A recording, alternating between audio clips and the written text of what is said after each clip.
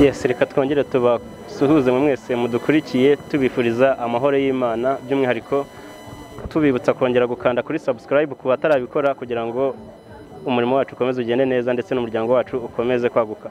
Nkuko mubibona imbere ya kamera zacu turi kumwe n'umutumirwa, ni umuntu mwanyishyuje kuva kera kubera igice cya mbere cy'ubuhamya yatugejejeho, ariko ubu tuje mu kiganiro gisanzwe muri bya biganiro asanzwe akora, cyane cyane ikiganiro kibanda ku mibanire y'abubatse cyangwa mu kiganiro cyo mu ngo, niba ariko wabyita. Ni ELIANE, ariko aratangira twibwira kuko bishoboka ko hari umubonye bwa mbere kuri TV yacu, akaba ariyo mpamvu tugiye kumuha ikaze atangire atwibwira. Murakoze cyane. Amazina ni Evangeliste niyo nagira ELIANE, nkaba ndi umumama utari weje mu gitondo, ubimazemo iminsi, ubifitemo uburambe. Mfite abana 4, imfura yanjye ubigiye mu wa 2 segonderi. Hari abantu bakunda kubimbaza ngo ese ngo cyangwa ngo ufite abana bato uracyari umujene mariye. Oya, ubu imfura yanjye igiye mu wa 2 segonderi. Mfite n'umutware no mu buzima busanzwe nk'abandi rwiyemezamirimo hanze y'ibyivugabutumwa cyangwa se umurimo w'Imana. Ndi umucuruzi, ndi rwiyemezamirimo, abandi umugore ushima Imana. Urakoze cyane. ELIANE ni rwiyemezamirimo, ni Evangeliste, ni umuntu ukomeye cyane, ni umumama wirwanyeho. Ngiye niko nkunda kuvuga cyane ko babonye ubuhamya yakunda gutambutsa yirwanyeho pe. Ariko mwarabuze muri iyi minsi? Twarabuze cyane. Ngira ngo urugero uranabona ahantu nsanze ubu, mvuye mu rusengero, nasenze kirite ya mbere itangira saa 2 ikarangira saa 4 n'igice, mvuyeyo n'ubundi njya mu kazi. Urabona ko nsanze muri exposition igikondo. Iyi minsi mu mpera z'umwaka mafite akazi kenshi cyane. Umugani wa Baktini uvuga ngo uyu mwaka dufite akazi kenshi. Nanjye rero mu mpera z'umwaka mafite akazi kenshi, mfite amakomande y'imyenda y'abandi mandimo kudoda, abashaka ko mbategurira amazu yabo, abo hanze noherereza ibintu, ama expo.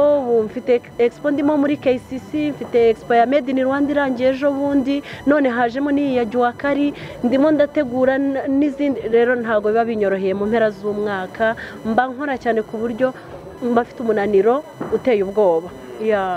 Nicyo cyari kiguhugije muri iyi minsi, niyo mpamvu nagushatse kenshi cyane bikagenda byanga. Yego, ni ukuri kandi ndagusabira imbabazi. Ntabwo ari uko wanze kubaha igice cya 2 cy'ubuhamya, nta nubwo nanjye nanze kugitanga. Ndasaba imbabazi mfukamye. Mfite akazi kenshi cyane ku buryo kumfatisha byo biragoye, ariko aho mboneye akanya gato ndabazirikana abakunzi banjye, ndabazirikana inshuti z'umusaraba. Nge ntago ngira abafana, nari ngiye kuvuga ngo abafana, ariko nibuka ko nge ntagira abafana. Yego, ngira abakunzi kuko abafana ni abafana nyine, ibintu by'akanya gato bikarangira, ariko umukunzi burya nuwo mubana ibihe byose, mu byiza no mu bibi mukaba muri kumwe. Agira abakunzi ba ZOOM TV, by'umwihariko abakunda ELIANE ibiganiro bye, mumenye ko ari n'umuntu ugira ibintu bya Made in Rwanda byiza cyane cyane ibintu by'imyenda nibyo nkunda kureba cyane. Mujye mumugana azajya bambika, uretse n'imyenda n'ibindi byose arabifite, ndamwamamaje kuko biremewe. Urakoze cyane. Imyenda n'imitako, ibintu bijyanye no kurimba, fashion and decoration. Mu Kinyarwanda ni ubwiza n'imideri. Ubwiza n'imideri ndetse n'ibijyanye n'imitako. Murabona ansanze muri stand imaze kudekorwa gusa, nta bintu turashyiramo, ariko buriya wenda one day cyangwa se abajya bagera no ku maduka iwanjye bazabibona. Yego, bazabibona. ELIANE, ngitangira navuze ko tugiye kuganira turibanda cyane mu rugo. Niho ukunda kuvuga ngo kampani y'Imana, urugo ngo ni kampani y'Imana, niba ariko bivuga. Hanyuma nicyo kiganiro tujye kwinjiramo nyirizina. Iyo uvuze ngo urugo ni kampani y'Imana, hari abantu batabyumva neza, bitewe nuko kampani ni ikintu. N'amakomantere yagiye agaragara kenshi, hari abantu bibaza urugo ni kampani gute. Icyo kintu, hera kuri icyo kintu kugira ngo twinjire mu nsanganyamatsiko yacu nyirizina. Urugo ni kampani. Wenda reka mpere kuri iri yerekwa ryavuye 2012. Ngisubira mu rusengero, reka mvuga ngo ngisubira mu rusengero ko nari nararucitsemo, nkora urusengero mu cyumba cyanjye. Nge ntabwo nigeze nkora urusengero rwo ngo mvuge ngo nshizemo abantu, ahubwo nari nakoze urusengero mu cyumba cyanjye nge n'umutware wanjye ndetse n'umwana wacu, kuko icyo gihe twari tugifite umwe kuva 2008, twabyaye undi mwana 2009. Ariko icyo gihe cyose twasengeraga mu cyumba cyacu, cyangwa se tugakinga inzu tugasengera muri salo yacu, kuko hari ibyo twari twarabonye mu itorero biraducumuza.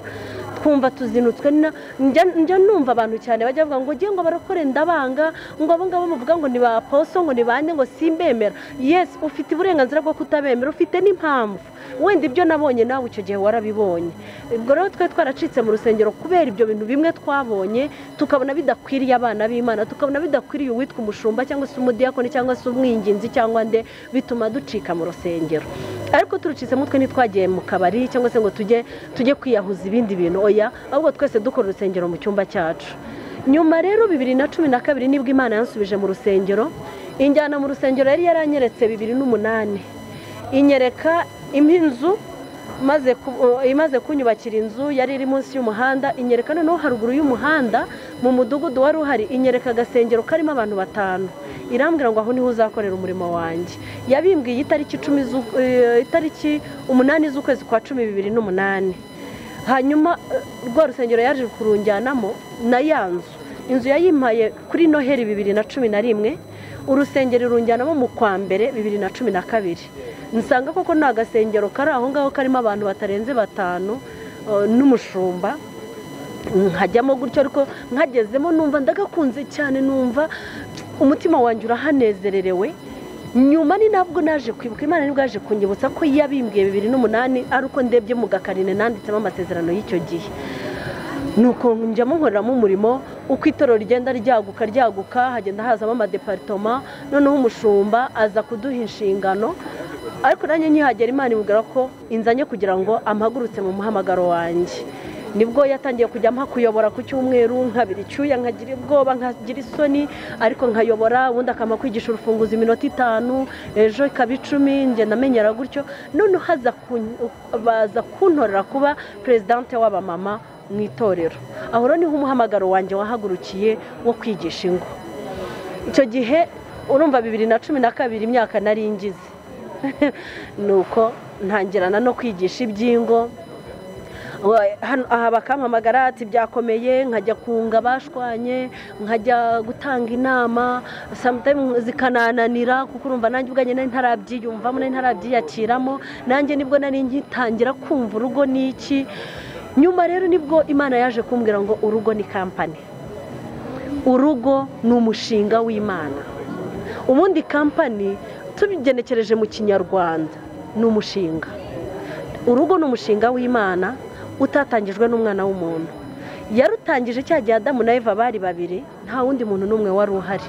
Yabanjire Madamu, irangije iravuga ngo ndabona bidakwiriye ko uyu muntu aba wenyine, ngo reka tumuremere umufasha umukwiriye. Aho niho yahise irema Eva, imukuye mu rubavu rwa Adamu. Mpagaruke gatoya nanagaruka, uramba barandaza kugenda mvangamo na commentaire ngenda ndeba ku bindi byigisho mba natanze, kuko bitanga igisubizo ku wari wibajije kiriya kibazo. Umuntu umwe yashyize commentaire ejo ndi ku kiganiro nakoranye na Sabe, avuga ngo uko Imana yaremye Adamu ni nako yaremye Eva. Oya, uribeshya wa muntu we, uzasome mu itangiriro zabibona. Aho Imana yaremye Adamu imuremye mu cyondo, hanyuma yajya kurema Eva we igasinziriza Adamu, igakuramo akagufwa kamwe mu rubavu rwa Adamu rw'ibumoso, ikakaremamo umufasha umukwiriye. Ari naho ngaruka kubabwira ngo ntabwo umufasha aza guhinduka umuyobozi w'uwafasha. Oya, hari CEO, hakaba na Deje. CEO ni nyiri company, Deje ni directeur general w'iyo company. Hanyuma hakaza na vice mu Kinyarwanda. Ikinyarwanda kirakennye, bazajya bihangana njya mburi ururimi nabivugamo. Oya, wa wundi wungirije rero CEO ntabwo azahinduka CEO nawe. Igihe cyose nzarinda mpfa nkibivuga yuko umugore n'umufasha, ntago umugore ari umutware. Jewe ndi umufasha w'umutware wanjye, umuyobozi w'urugo rwanjye n'umutware wanjye, umutwe w'urugo n'umutware wanjye. Aho nkagaruka nkabwira abakristo ngo niba uri umukristo, iyo tugeze ku badakijijwe, ufite uburenganzira bwo kuvuga ngo amategeko mpuzamahanga ngo yaduhaye uburinganire, ariko yakubeshya uburinganire ntabwo. Nanjye nicyo nagiye kubaza aho ngaho uvuze gutyo, numva ihame ry'uburinganire utari kugendana naryo neza, kuko niba bavuga ngo abantu barangana, umugore n'umugabo barangana, kavuze ko umwe ari CEO undi ari hasi ye, aho ni hahandi abantu batangira kubangamirana, umwe ashaka kuvuga ko ari hejuru y'undi. Iyo tugarutse mu mategeko mpuzamahanga, batubwira yuko umugore n'umugabo bareshya banaringanira, ariko se bareshya gute? Nyikubajije nawe nk'umunyamakuru, bareshya gute? Uyu munsi kuri umugabo, ubu umukobwa azanye inkwano iwanyu akaza kugukwa, wagenda? nawe Ntabwo tureshya rero. Niba nk'umunyarwanda, wenda asimbize mu mahanga byashoboka ko byakorwa, ariko nta naho ndabibona.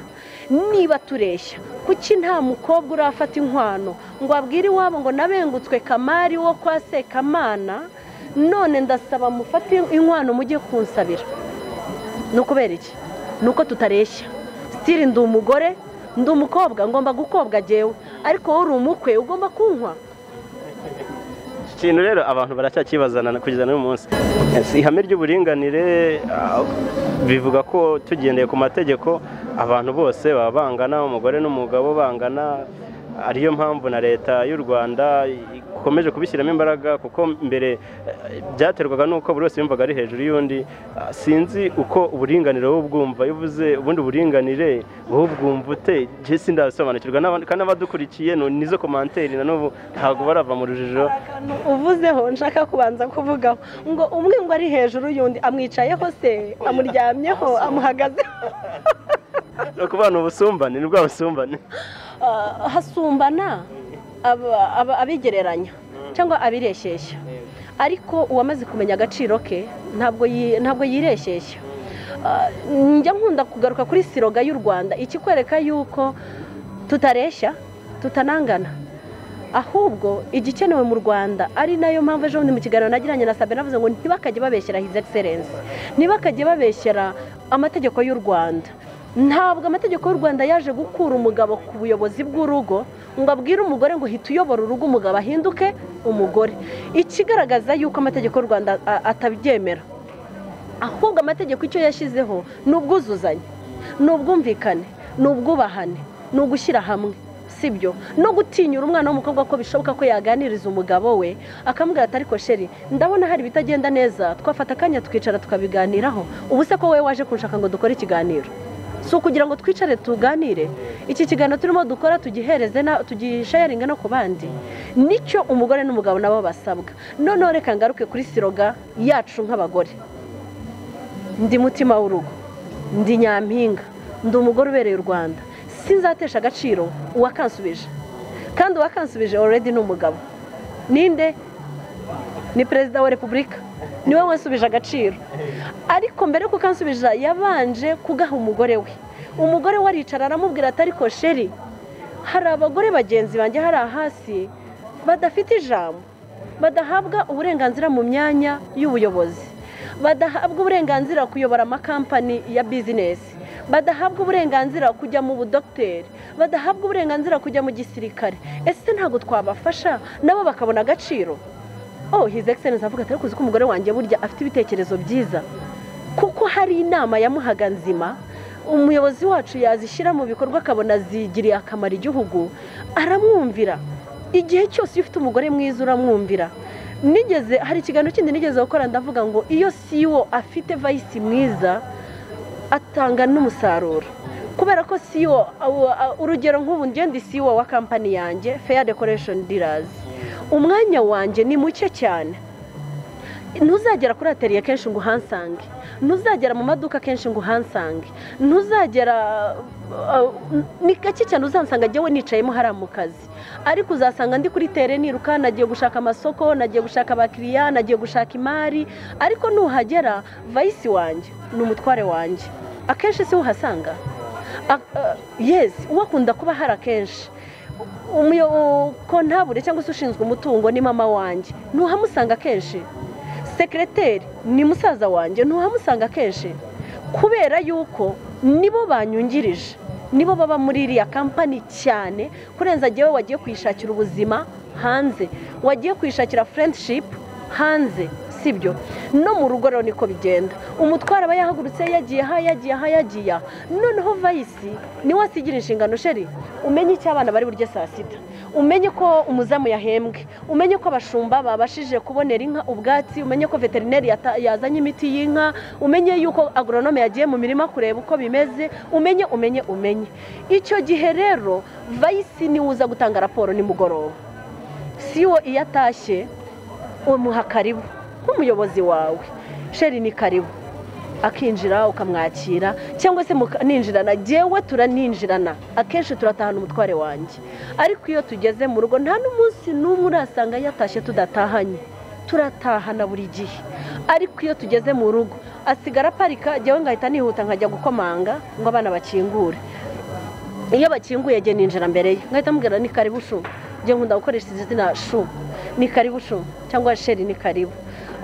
Kuri telefone yanjye uzasanga handitseho hani, nawe kuri telefone ye handitseho sweetheart, ariko mbere siko byari bimeze, byaje guhinduka kubera impamvu. Noneho ngahita muha karibu akinjira. Iyo yinjiye ikintu cya mbere mpita mukorera ni ukumuha karibu, ngatangira kumuha raporo. Nawe mu kazi yampaye raporo, kuko mu kazi ndamuyobora. Mu kazi ampa raporo akambwira sheri hari umuntu watanze komande y'imyenda runaka, hari umuntu watanze komande y'ibitambaro runaka, hari umuntu watanze komande y'amataburo runaka, hari umuntu watanze komande abajuru, hari umuntu watanze komande, mbese akambwira batanze komande, akambwira komande zamaze kuba delivered, zageze bamaze kuderivaringa kuri ba nyirazo, ukuderivaringa mu Kinyarwanda kuzohereza kuri ba nyirazo, akambwira yego, akambwira buri kimwe cyose cyamaze kugera ku mukiriya n'ibitaragera ku mukiriya, ibyagize ikibazo, habaye ikibazo ku buryo bitabanje kurangira, akampereza raporo. Nanjye iyo tugeze mu rugo mpita muhereza raporo. Ubwo n'ubwo kuko iyo tugeze mu rugo jyewe mpita nihuta mu gikoni kujya kureba niba iki bitatunganye neza, ese mu buriri ko nasize nshashe nta bintu byahanutse, nta kintu cyanduje amashuka, ese muri dushe harasa neza, najya muri toilette ntari busanga hari ikibazo. Noneho nanjye ngahita muha karibu, ngatangira nkamuha raporo. Sheri happy yarwaye, bwo ndavuga abana banjye. Nk'ubu wenda reka ntanga urugero rwa nimugoroba, namutanze mu nzu, nsanga umwana wacu wa kabiri yitwa Benize, nsanga yarwaye grippe, n'uwitwa Kereni arimo arakorora. Ese muhamagara yarakiri muri parikingi, ndamubwira sheri abana barwaye, kandi nanjye ndumva ntameze neza, kandi twatahanye, ariko sinibutse kubimubwirira mu kazi, sinibutse kubimubwirira mu modoka dutaha, ahubwo nibutse kubimubwira ngeze mu rugo. Ndamubwira sheri nanjye ndumva ntameze neza, unshakira imiti ya grippe, na happy yarwaye, na Benize Kereni yarwaye, na Benize yarwaye. Bivuze ngo izo ni raporo zanjye nk'umugore ngomba guhereza umugabo, ntago ari umugabo ugomba kuzimpereza. Nta nubwo umugabo ari ugomba kwinjira mu byumba by'abana banjye kujya kureba uko abana baryamye, no kumenya ko abana bashyizeho supaneti, kumenya ko umukozi yanduruye neza mu gikoni. Please bagore, ikikwereka ko tutareshya tutanangana ntabwo izo ari inshingano z'umugabo. Njya nkunda kubibwiraho cyane abantu bagiye i Burayi n'abari muri za Amerika. Kuba waravuye mu Rwanda, kuba waravuye muri Afurika ukajya i Burayi ntabwo bivuze ko wabaye umuzungu. S'il vous plaît, still uracyari umunyarwanda, still uracyari umurundikazi, uracyari umunyakenya cyangwa umugande cyangwa umutanzaniya. Witakaza indangagaciro zawe za kirazira. Niba dukeneye kwimakaza umuco wa kirazira, nitunawimakaze mu ngo zacu.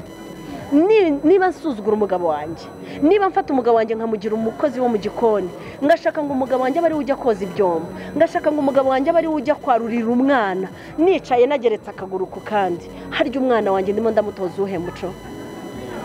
ELIANE, tukiri aho ngaho, hari icyo uvuze ko wowe wemeza ko umugabo mu rugo asumba umugore, ariko nko mu rugo rwawe umugabo agize gutya agafata icyemezo nk'umuyobozi w'urugo, uvuga ko wowe agusumba, agafata icyemezo atakugishije inama, wabyitwaramo ute? Tubare mufite ikibanza cyangwa mufite imodoka, ukumva umugabo ndayigurishije, akaguha raporo yabisoje mutabiganiriyeho, icyo kintu wowe wakifatamo ute cyangwa ucyakira gute? Gishije inama umugabo, noneho umugabo we yagira ibyemezo afata ukababara. Ikintu ngiye maze kubona ni ukuri, ntazagire untera amabuye cyangwa se nimuna yantera, I'm ready kuyakira, kuko ngiye mpagaze ku ijambo ry'Imana kurenza uko nahagarara ku ijambo ry'umwana w'umuntu. Kubera ko nimpagarara ku ijambo ry'Imana nzakora ibyo igihugu cyanjye gishaka, nimpagarara ku ijambo ry'Imana nzakora iby'isi ishaka, ariko nimpagarara ku mategeko y'isi nzagarukira hehe? Muri gereza, kuko nzashiduka amenshi nanayishe. Ariko nigendera ku itegeko ry'Imana n'igihugu nzacyorohera, n'igihugu nzagiha amahoro. Nta sekirite zizarara ku rugo rwanjye zije gutwara umugabo wanjye kubera yuko twarwanye, kuko nubaha Imana kurenza uko nakubaha amategeko y'igihugu. Ni nubaha Imana, nta sekirite zizaza gutwara umugabo wanjye cyangwa jyewe ngo twateranye ibyuma. ninubaha Imana nta sekirite zizaza guhagarara ku rugo rwanjye kubera yuko hari uwo nahohoteye, kubera ko nubaha Imana kurenza uko nubaha abantu. Nkagaruka rero wenda ndaguha urugero 2016 nakoze ereri imwe mfata imyanzuro ntagishije inama umugabo, ariko iyo myanzuro nayihereye 2015 aho nafunguye konte umutware wanjye atazi. Ubwo nari nkigendera nanjye mu mwijima, fungura konti umugabo wanjye atazi, ariko jye sinabikoze kubwo gushaka kuvangura umutungo nawe, ahubwo nabikoze nzi ko ari surprise nshaka kumukorera. Mfungura konti muri iriya banki y'abadamu muri Kopedu, n'ubu iyo konti iracyarimo sindayifunga. Mfunguramo konti ndangije ntangira kwizigamaho amafaranga umutware wanjye atazi, nkajya nkora numvaga mfite ishema ryo kuzamupresenta umushinga, ikintu runaka nzaba nakoze kigaragara. Ego nani jewe mu buzima bwanjye numvaga surprise nshaka kuzakora umugabo wanjye, ndashimira Imana ko nayigezeho, nubwo nabanje guferinga ariko nayigezeho. Surprise nari narahiye numvaga nashaka kuzakora umugabo wanjye kwaruka umukado n'imodoka, kubera ko hejuru y'ibyo yankoreye, hejuru y'iki cyangwa se hejuru yo kuba yarangiza uwo ndi we, numvaga nashaka kuzamushimira muha imodoka, kuko akazi yakoraga karambabazaga cyane, kandi yagakoze kugira ngo jyewe mbeho, yagakoze kugira ngo jye n'urugo rwe tubeho. Rero numvaga nshaka kuzamugurira imodoka nakajya agenda yicaye nk'abandi bagabo yitwara, sibyo. Noneho mfungura konte ntabibwiye umugabo, nanamugishije inama, n'amama umbyara sinamugisha inama, nyibikaho amafaranga. Amaze kugwira nza kubibwira umwe mu nshuti zanjye, ahariho nshaka kugaruka mbwira abagore ngo urahisha uhisheho ukajya kubwira udahisheho, uwo nguri mubwira niwe uzagusenya mbere. Nza kubiganiriza umwe mu nshuti zanjye, yari umuntu w'umusirimu w'umunyamujyi uzi ibintu by'amamodoka n'iki, yaranafite imodoka, je nkaba nzi ngo nini ariko ntago yariye. Njya kumugisha inama mubwira nti ngejeje amafaranga ageze kuri aya naya, so ndashaka kugura umugabo wanjye imodoka, kandi ni surprise sinshaka ko abimenya. Ibyo si ibyemezo nagiye mfata ntamugishije inama. Ndangije wa muntu maze kubibwira aza kuntekera imitwe y'amafaranga arayandya. Musiga no mwiduka ncururiza s'il vous plaît, abo twakoranaga mu mujyi barabizi, n'ubu baracyahari ntaho bagiye. Musiga mu iduka ryanjye njya kubikuza ya mafaranga, ndaza ndayamuhereza arigendera, kugeza n'uyu munsi ntabwo arayansubiza, ariko jye naramubabariye mu mutima. Nyuma maze kumenya yuko yariye yancitse yagiye, narababaye, ndasara n'umutwe, ndarira, numva ntacyo nsigaje ku isi, numva nshaka kwiyahura. Yari amafaranga menshi mu buzima bwanjye nari ntaratungaho na rimwe, numva nakwiyahura, numva ntakaje ubwenge. Noneho papa aza kumpamagara, sinzi ikintu yari agiye kumbwira, amamagaye yumva ndimo kurira, arambwira ati niki kurimo kurira. Ndambwira papa, ibintu nakoze mu buzima ni intolerable, ni ibintu bitababarirwa, nakoze amakosa akomeye, nabitse amafaranga ntabwiye umugabo, none bayandiye. Ati ye bayakuriye gute? Kandi umukobwa nari kubwira kuri ikigoryi, nari kubwira ko nta bwenge ugira, bayakuriye gute? Nangahe nyamubwiye ati sinabikubwira kuri igicucu, sinabikubwiye. Ubwo undi munyakenya w'inshuti yanjye yitwa Joy Kabeti, ni supplier wanjye. Maybe ko nize interview yajya zikurikirana cyane kuko njya mbonaho na comment izi. Joy yabarampamagaye ashakaga kumbaza igihe nzamuhera amafaranga ye, nyine yansapurayingaga ibintu. Icyo gihe ntago ngifatayo devise, ndangura ibyo nishyura, ariko icyo gihe bitewe n'ubushobozi nari mfite nari ngifatayo devise, akampa ibintu nkamwishyura buke buke. Noneho mpamagara agiye kumbaza gahunda twari dufitanye yo kumwishyura, asanga ndimo kurira. Ambwa mama Minyo, umekuwa nini? Mbona kunalia? Namubwira Joy, nimepata na shida, nimempa mtu pesa na ameenda nazo. Pesa ngapi? Nikamwambia ni milioni 5. Nimempa milioni 5. Mama Minyo, umekamata milioni 5 kampa mtu bila kumwambia baba Minyo? Nikamwambia sijamwambia baba Minyo. Sasa umeifanya aje? Mbona ninajua wewe na baba Minyo mnapendana sana, kwa nini umefanya hivyo? Namubwira Joy, nakoza makosa, lakini sitaki baba Minyo ajue kama nimefanya hilo kosa. Sasa mimi natoka nyumbani naenda na mizigo yangu. Yumvise ko ngiye kugenda, ngiye gutoroka nkava mu rugo. Urumva ikintu nari nakoze, numvaga ari ikintu kitababarirwa. we yahise ahamagara mama, nta nimero ya papa Minyoni yari afite. Yahise ahamagara mama ati mama Minyoni agiye gukora amakosa, yamubwira byo nakoze, yarangira amubwira ati none yemeje kuva mu rugo papa Minyoni ntamusange. Mama yahise ahamagara papa Minyoni aramubwira ati ihute mu rugo, mama Minyoni ibintu agiye gukora. Ati se bikubera iki? Mama ntabwo yamubwiye ibyo nakoze, aramubwiye gusa simbizi nijyo yubimbwiye. Ubwo papa Minyoni yahise ampamagara, ampamagaye ndavuga ndapfuye noneho. Igihe nsohotse niruka ngenda mpita nkubitana na papa wanjye hehe mu muryango ageze iwacu. Papa Minyoni nawe yahise afata moto yiruka araza, bose baza basanga nataye umutwe meze nk'umusazi. Ikintu cya mbere umugabo wanjye yarambwiye ngo ayo mafaranga wari uyabitse igihe kingana iki? Ndamubwira none si Imana yaguhaye yapfuye? Ndamubwira sheri amakosa nkoze ntabaho mu buzima. Impamvu umugabo wanjye yahise agira romoro, yabonye ukuntu jyewe niyanze, areba guca bugufi mfite muri jyewe, bituma angirira impuhwe kurenza uko. Ariko ahanini abagore tujya dukora amakosa, aho kugira ngo unace bugufi werekane ko wakoze amakosa, ugahita wihagararaho ukumva yuko umugabo ntacyo sa yanjye sijya wayakoreye biramureba se. Hari ijambo yarayafiteho. Ubwo buringaniro barimo bibeshya nibwo burimo busenya ingo. Banza wumve ko icyo wakoze wagikoreye urugo rwawe, ntabwo wagikoreye undi muntu. Amakosa naguyemo nayaguyemo ku rugo rwanjye, nahemukiye umugabo wanjye mbere yuko nahemukiye ubuzima bwanjye, nahemukiye umugabo wanjye. Urumva, nsaba imbabazi, ndapfukama nsaba imbabazi, umugabo arazimpa. Ariko siyo ntapfukama ngo nzisabe yari kuzimpa. Ese kuki twumva ko niba twebwe dukoze amakosa bagomba kutubabarira, abagabo bo bayakora ntitubabarire? Iryo ni ikosa rikomeye nakoze mu buzima bwanjye nyuma yuko dukizwa jye n'umugabo wanjye. Rero bivuze ngo bagore nk'uko abagabo bakora amakosa, natwe abagore turayakora. Twumve ko niba umugabo wagusabye imbabazi uvuga ngo mbabarira, ngo izo mbabazi zawe ndazirambiwe, nurambirwa kumuha imbabazi uzamenyera iki? Wese kuki buri munsi uzisaba Imana? Wese kuki iyo yakoze amakosa ushaka kubabarira? Hari ikindi kibazo ushaka kubaza abagore bo mu Rwanda, n'ab'i Burundi. Eseye turi abamarayika nta makosa tugira?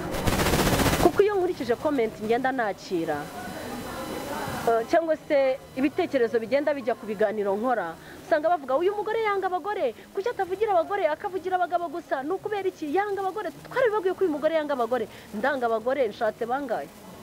Ese ndanga abagore ngo mbane nabande?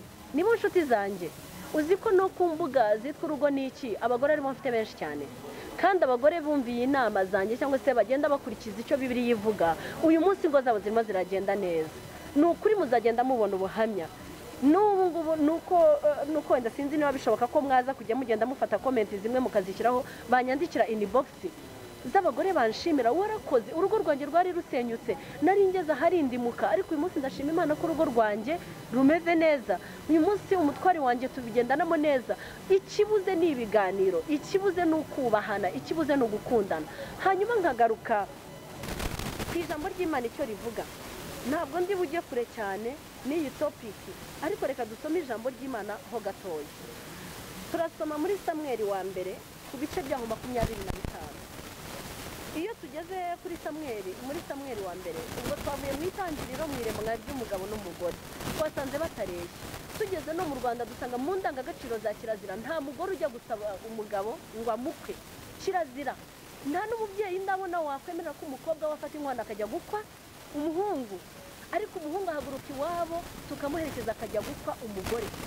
Rero wa mugore we niba bagukwa ubaha umugabo wawe, yagukuye iwanyu, abo bandi umurutisha basakaye gaciro imbere yawe, ariko waragafite kuko yaragukoye, yaragukunze, arenze no kugukunda aragukwa, kandi wowe ntiwamuka. Njyewe nzashima umugore nzemera ko aringanira n'umugabo we, n'uwo nzabona yakuye inkwano iwabo akajya gukwa, nzabutavuga kuko ngiye kureka ubuzaba bumeze ibyo.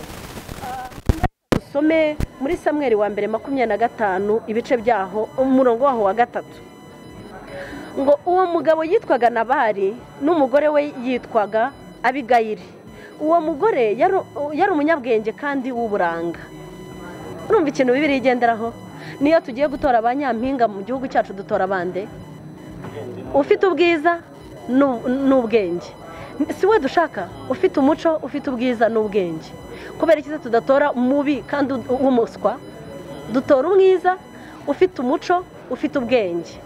na Bibiliya niko itubwiye uwo mugore yari umunyabwenge kandi w'uburanga bivuze ngo ubwiza bw'iyi housing yanjye bujyane n'ubwenge buri imbere muri jewe sibyo kuko ngo ubwiza bw'umukobwa bumwinjiza ibwami ariko ubwenge bwe butuma arambayo ubwiza bw'umukobwa bumuhesha umugabo ariko ubwenge afite nibwo butuma ashobora kuramba muri rwa rugo ngo ariko umugabo we yari umunyamwaga w'inkozi y'ibibi bivuze ngo ntabwo abagabo babi batangiye uyu munsi sibyo harya izina ryawe ni Vincent niba Bibiliya imbwira ko Abigayili yari mwiza afite n'ubwenge ariko akaba yari umugabo mubi yari afite umugabo mubi ndetse w'inkozi y'ibibi w'umunyamwaga hari ubwo ari iby'uyu munsi Abigayili na Nabari babayeho mbere y'uko Yesu anaza sibyo ubwo ngubwo uwemera korowani n'uwemera Bibiliya hano turasanga barimo kuko korowani isezerano rishya iraryemera ariko isezerano rya kera iraryemera ariko isezerano rishya iryemeramo ibice noneho tugaruke ku wa korowani n'uwa gakondo n'uw'iki Abigayili n'abari babayeho mbere ya Yesu ariko ngo Abigayili yari mwiza anafite ubwenge umugabo we yari umunyamwaga ari n'inkozi y'ibibi yari uwo mu muryango wa Karebu na Yosuwa turabibuka Abisiraheli bava muri Egiputa Karebu na Yosuwa nibo bagabo babiri bahagaze babwira Mose ngo nubwo abo bagabo abanaki ari barebare ari n'abanini cyane niba Uwiteka twishimira tuzabarya nk'imitsima ariko nubwo sekuru yabaye intwari agahagarara ku ijambo ry'Imana ntabwo ariko Nabari we yabaye umunyamwaga aba n'umugabo mubi ndetse w'inkozi y'ibibi dusimuke ku murongo wa 14 umwe mu bagaragu ba Nabari abwira Abigayili cyangwa reka dukomeze dutangire kino gice cyose ngo ibya Nabari hanyuma Dawidi arahaguruka aramanuka ajya mu butayu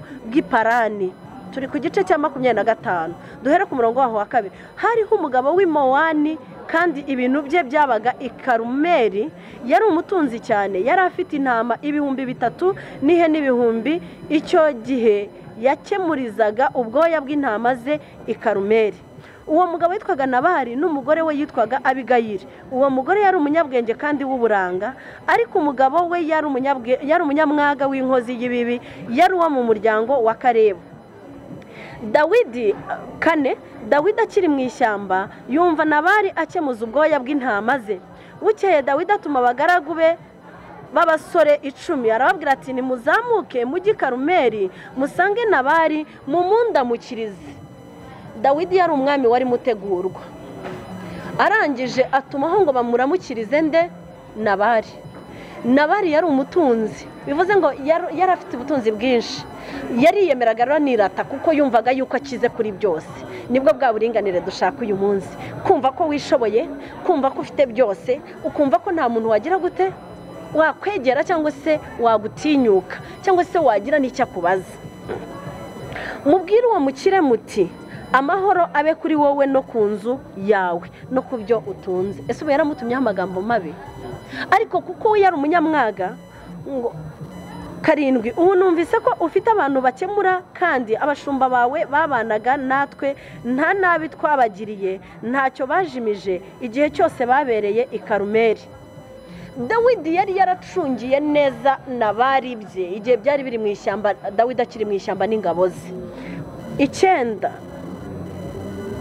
8 baza abahungu biwawe barabikubwira babahungu bakugirireho umugisha kuko tuje ku munsi mwiza nuko ndakwinginze ikiva mu maboko yawe cyose aba ari cyo uha abagaragu bawe n'umwana wawe Dawidi yashakaga ibyo kurya kuri Nabari kuko yarashonje kandi yari ari mu ishyamba Nabari nta kintu na kimwe yarabuze 10 Nabari asubiza abagaragu ba Dawidi ati Dawidi ninde urumva agasuzuguro ko kureshya Dawidi ni umwami uri mutegurwa n'Imana ariko ngo Dawidi ninde ibaza uyu munsi perezida w'igihugu agutumyeho ngo gira icyo wohereza uramubwiye ngo perezida ninde kandi mwene Yesayi ninde bivuze ngo Yesayi ntazwi na Dawidi ntabwo azwi muri iyi minsi hariho abagaragu benshi bacitse ba shebuja ahise amusuzugura kuko yacitse nde Sawuli shebuja mbese nende ku mitsima yanjye no ku mazi yanjye n'inyama mbagiye abakemuzi banjye mbihe abantu ntazi iyo baturutse. Ndashaka kukumvisha ububi bw'uyu mugabo Nabari. Wowe uvuga ngo iri jambo ryaje rihuza n'abagore bajya bambwira umugabo wanjye ni mubi, niyo abashyitsi baje arabirukana, inshuti zanjye arazanga, ibiki n'ibiki. Ndashaka bumve yuko Abigayili yatunze umugabo nk'uyu, ariko Abigayili yarakiranutse kugeza ku mperuka. Ngo nuko abagaragu bada basubirayo, bagezeyo bamutekerereza uko byagenze byose. Nuko Dawidi abwira abantu be ati umuntu wese niyambare inkota ye. Umujinya umanukiye nde?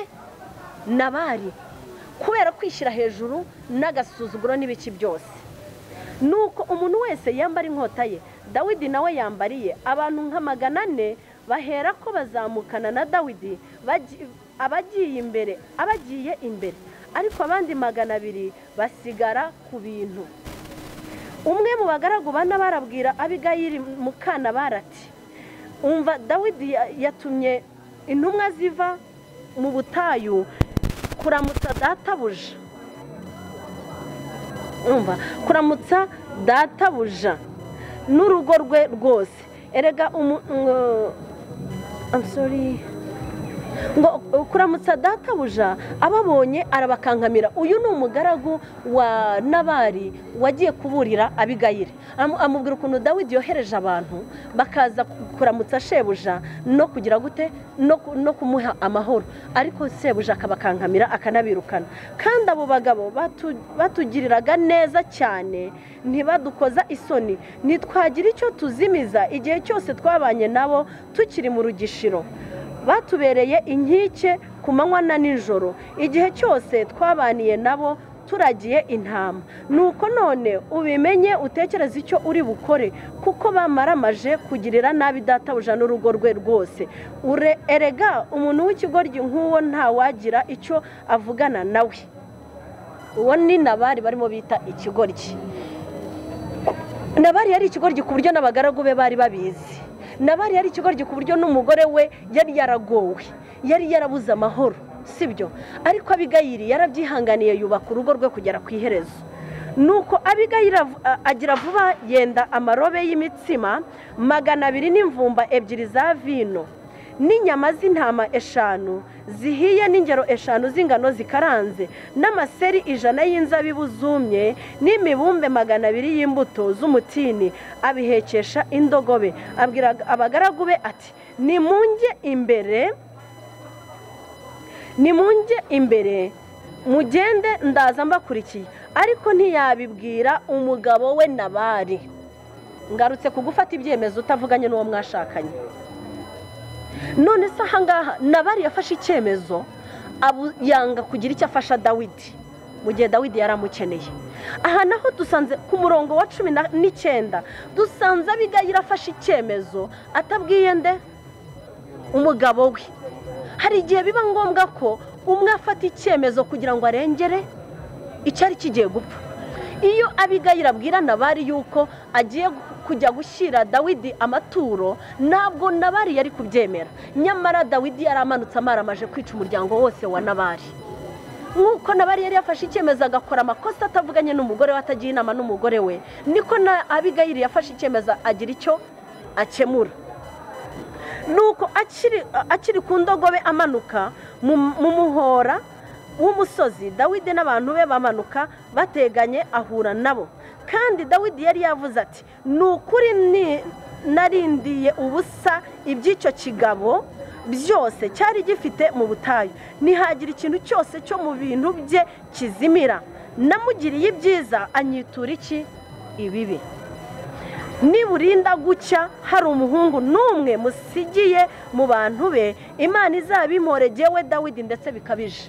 Urumva ko umwami nawe yari yamaramaje gutsemba urugo rwose rwa Nabari. Dawidi yafashe icyo cyemezo, Nabari yafashe icyo cyemezo, Abigayili nawe afata icyo cyemezo. Bijya bibaho rero yuko umuntu ashaka gufata icyemezo atagiye inama n'undi. Nuko Abigayili abonye Dawidi ahuta ava ku ndogobe yikubita hasi imbere ye yubamye. ese ubu uyu munsi umugabo wanjye aramutse afunzwe kandi wenda cyangwa se aramutse akoze ikosa, ntabwo nafata icyemezo cyo kwirukanka nkajya gupfukamira umuntu yakoreye ikosa kugira ngo ndengere urugo rwanjye, kugira ngo nkuzeho igifungo umugabo wanjye, kugira ngo nkuzeho ikintu runaka umugabo wanjye, kubera yuko hari icyo nkeneye kurengera. Ninjya kumugisha inama umugabo arahagarara ku cyubahiro cyavuga ngo reka iyo mbwa, kuki se ashaka kunsuzugura, mureke sheri ngomba kumwereka uwo ndiwe. Ariko kuko ngewe nkeneye kurengera urugo rwanjye nafata icyo cyemezo, sibyo? Ngo amugwa ku birenge aravuga ati nyagasani icyo cyaha ari jye gihereraho, ndakwinginze ukundire umuja wawe, ngira icyo nkubwira wumva amagambo y'umuja wawe, ndakwinginze nyagasani we kwita kuri icyo kigoryi Nabari. Umugore yageze ubwo afata icyemezo cyo kwita umugabo w'iki kugira ngo arengere iki urugo rwe, arengere kampani ye. Dawidi afitiye kampani yitwa igihugu agiye kuyobora, muri iyo kampani Nabari azaba arimo. Noneho umugore kugira ngo arengere umugabo we nawe yaremeye yita umugabo w'iki ikigoryi. Uko yitwa niko ari, izina ni ryo muntu, Nabari ni ryo zina rye, kandi ubupfu nibwo kamere ye. Ariko jyeweho umuja wawe sindakabona abagaragu bawe watumye nyagasani. Nuko none nyagasani nk'uko Uwiteka uhoraho nawe ukabaho, ahoraho nawe ukabaho. Uwiteka niwe wakubujije kugibwaho n'urubanza rw'amaraso no kwihorera n'ukwawe kuboko. Icyampa abanzi bawe n'abakwifuriza nabi nyagasani bakaba nka Nabari. Umugore afashe ibyaha byose by'igihugu byose abirunze hehe ku mutwe w'umugabo we, arangije abikura ku mugabo we akunda, bishyize hehe kuri we, bitewe n'inkoni Abigayili yakubitwaga, bitewe n'urutota Abigayili yakorerwaga. Yakaba yaravuze ati nyagasani mwami genda ucice kiriya kigoryi cyaranzengereje, genda ugikureho, genda ucice. Akanahagara hariya kanima ati yes ijya ukubite ubabaza kubita na. Ariko Abigayili yari umugore w'umutima. Abigayili yari azi icyamujyanye mu rugo, Abigayili yari azi icyo ashaka, Abigayili yari azi ko kwica se w'abana be biri butera abana be agahinda, ndetse nawe akitwa umupfakazi akavogerwa, sibyo? Reka mvuge ngo Yesu ashimwe. Yesu ashimwe kuko ndi mu ijambo ry'Imana. Genda umukristo nzarinda mpfa nkiri umukristo. Ejo hari umuntu umwamamagara arambwira ngo Transparency Rwanda ntimuzabyumva kimwe. Ndamubwira nta rubanza mfitanye na Transparency kuko sinigeze nyishaka. Ntabwo yanshatse, ntabwo yankoye, ntabwo yankuye iwacu. Transparency ifite abiyobora, jewe sindi mu mubare wabo Transparency iha uburinganire. Jewe mfite urugo rwanjye nahawe n'Imana, nahawe na leta y'u Rwanda, sinzatesha agaciro wakansubije. Ariko sinzanasuzugura uwanshatse akangira umugore, kuko uwanshubije agaciro yampaye uburenganzira bwo kujya ku itangazamakuru nkavuga, yampaye uburenganzira bwo kuba nayobora company nka Fair Decoration Dealers. Ariko ntabwo yigeze angira umugore, ndi umugore wundi mugabo. Bivuze ngo ntubashye umugabo wanjye n'umukuru w'igihugu sinamwubaha. Niba groupe ya WhatsApp ya telefone igira admin akaba umuyobozi wayo, uzacunge fondateri wa groupe ya WhatsApp, nta muntu ushobora kumurimuvinga. Groupe ya WhatsApp ushobora wayifonze ashobora gushyiraho aba admin nk'icumi, aha bishakiye yabatera remove kuri groupe ye. Ariko we kirazira nta wamurimuvinga. None jewe ngiye kuri moving w'Imana yahaye iki ubutware. Niba WhatsApp igira umuyobozi udakurwaho, kuki urugo rutagira umuyobozi udakurwaho? Hari uwavuze muri comment ngo nashaka abo umugore cyangwa abo umugabo. Kugira ngo abo umugore nabasabye ko azabanza agafata inkwano nawe akambara umushanana cyangwa se akambara costume akajya gukwa umugabo.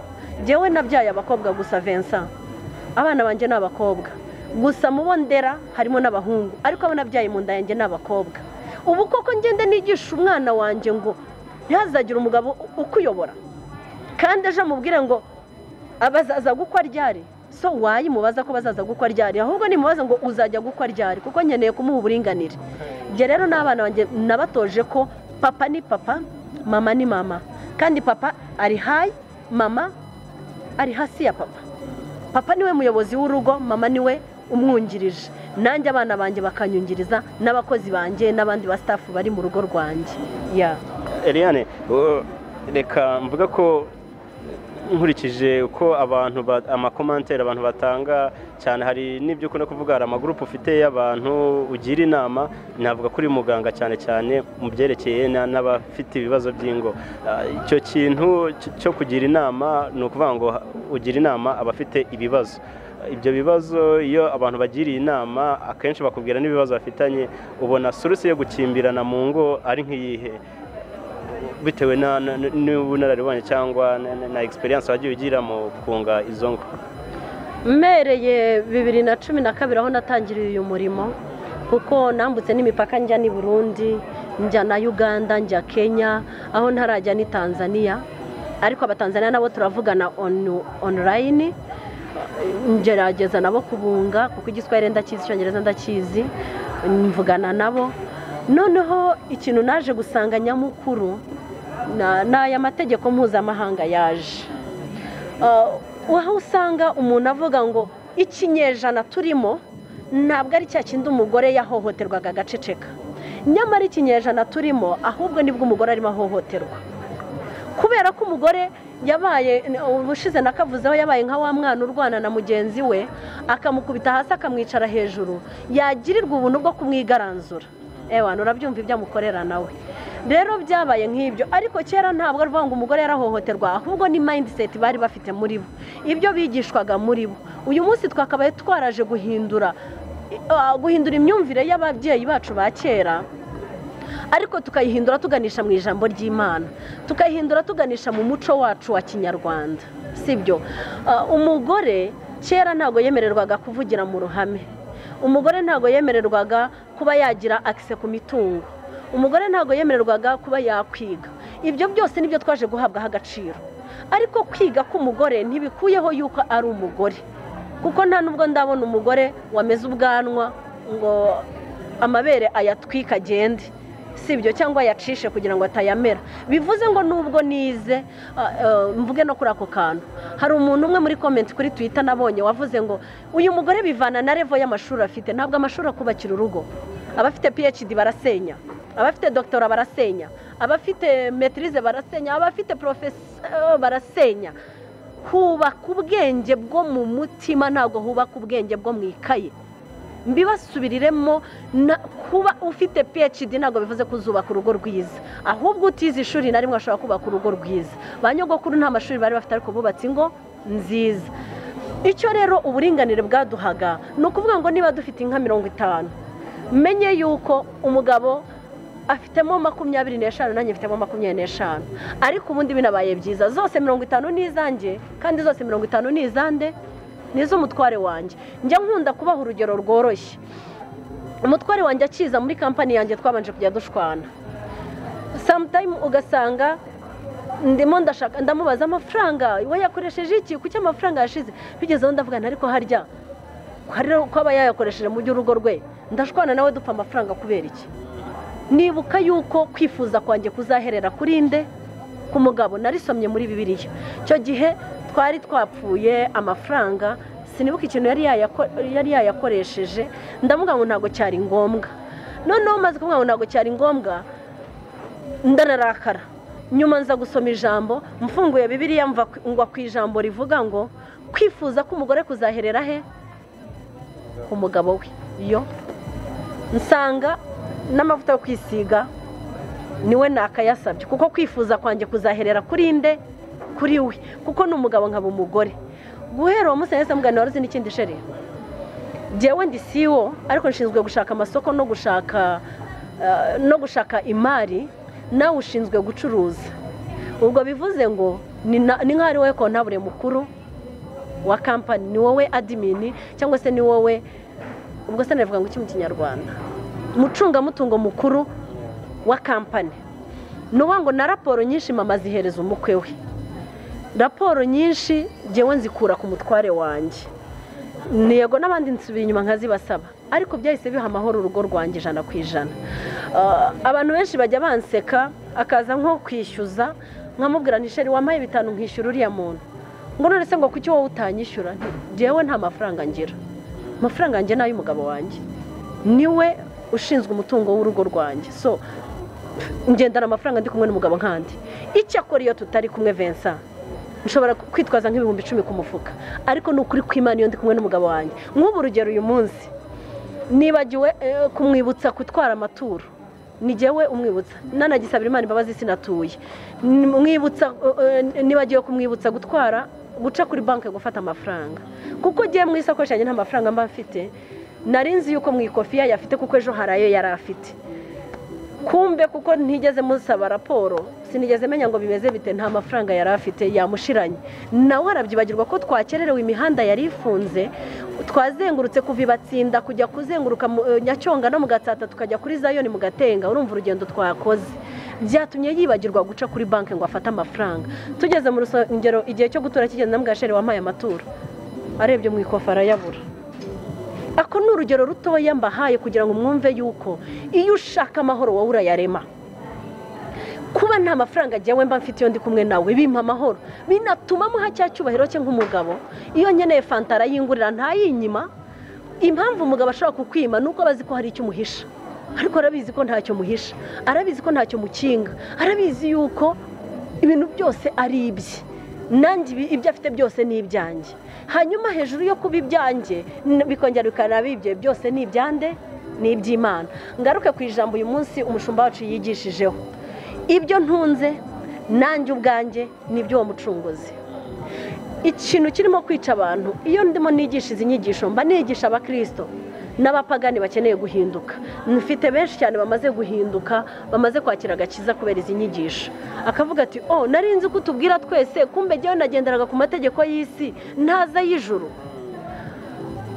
uyu munsi umushumba wacu mu ijambo yigishije ijambo rivuga ngo riri muri Zaburi ya 91 twarisoma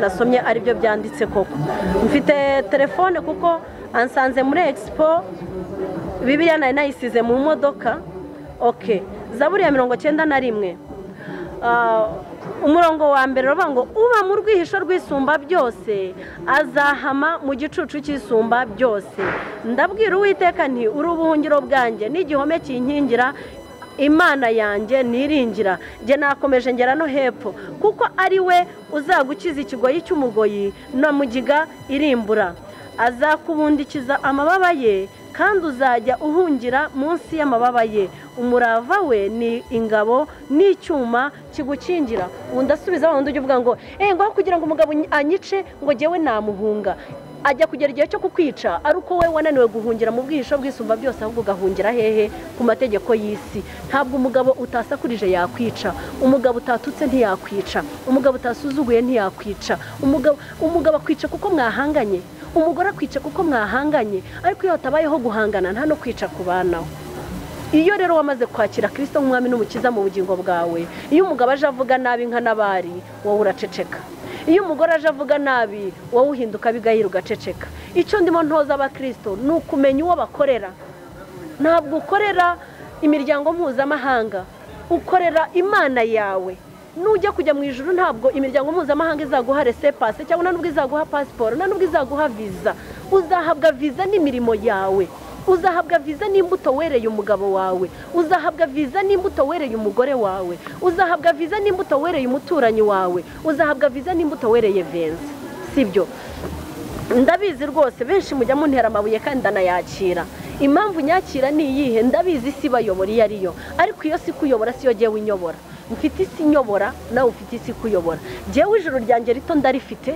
kandi ngomba no kuribungabunga nkanamenya ko umwanzi wanjye atari umugabo wanjye umwanzi wanjye ni Satani umwanzi wawe si umugore wawe umwanzi wawe ni Satani iyo agiye kugutera arabanza akica wa wundi uri iruhande rwawe akica umugore wawe mu bwonko akagusuzugura yagusuzugura ukirwanirira akica umugabo wawe akagucitinga cyangwa akaguca inyuma yaguca inyuma ukirwanirira sibyo nzazana abatangabuhamya mu gihe tuzaba dufite igiterane ndimo ndategura igiterane cy'urugo niki icyo giterane muzabonamo abantu bazatanga ubuhamya bw'aho Imana yabakuye n'aho ibagejeje. Abagabo bari bafite abagore babasuzugura, batabakorera ibyo bagomba kubakorera nk'abagore, ariko uyu munsi ingo zikaba zimeze neza.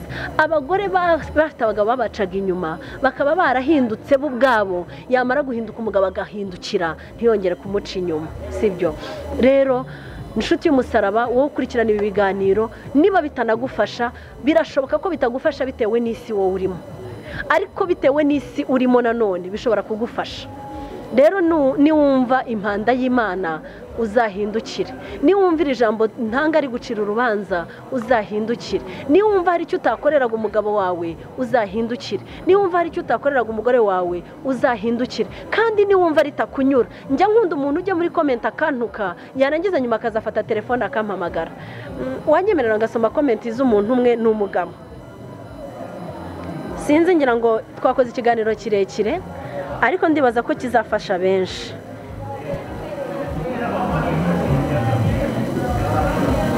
Uyu mugabo ari hanze, ntabwo ari mu gihugu cy'u Rwanda. Ndaza kubaha ngiyi nimero ye, kode yayo ni akamenyetso guteranya 8210. Urumva ko atari yo mu Rwanda. Noneho akimara kumva biriya byigisho byanjye yahise yarabanje arakomanta nawe, arangije aranyandikira ngo hero uraho neza Eliane, njya nkurikira ibiganiro byawe, hari ibyo uvuga nkumva nibyo, hakaba n'ibindi uvuga nakubaza ibibazo, uzanyemerere rimwe tuganire kuri fone kuko mba hanze. Njyewe nemera ko imbaraga zawe zituma uvuga ko aho gukora divorce wapfa, ari uko ushobora kuba warashatse neza. Urumva ikibazo? Aribaza ko nshobora kuba narashatse neza, kandi nashatse umuntu, ntabwo nashatse marayika, nashatse umuntu. Ukaba umaze kwizera ko umugabo wawe bitamuturukaho.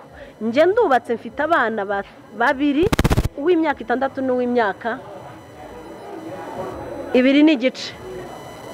Bivuze ngo afite umugore n'abana babiri, uw'imyaka 6 n'uw'imyaka 2.5. Mu gihe jyewe mfite uw'imyaka 14 n'uw'imyaka 3, mfite uwa 14, uw'icumi, uw'itandatu n'uw'itatu.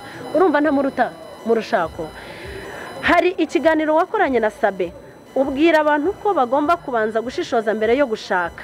Gushishoza sinavuze kubanza kujya gukamera mu mutima w'umuntu, kuko nta gipimo na kimwe kireba mu mutima w'umuntu. Navuze gushishoza muri wowe.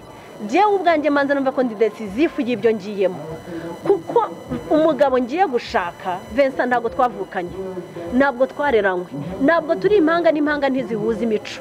Gushishoza no kubanza kwiyemeza wo kumva ko imico nzasangana uyu mugabo, nzazana niyanjye nkuya, tuyihuze tuyisharinge.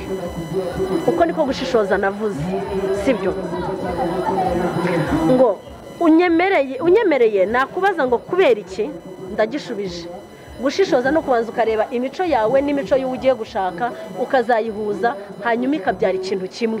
Amakosa umugabo wanjye azankorera nzayihanganira kuko niko ateye, nanjye nzakora azayihanganira kuko niko ateye.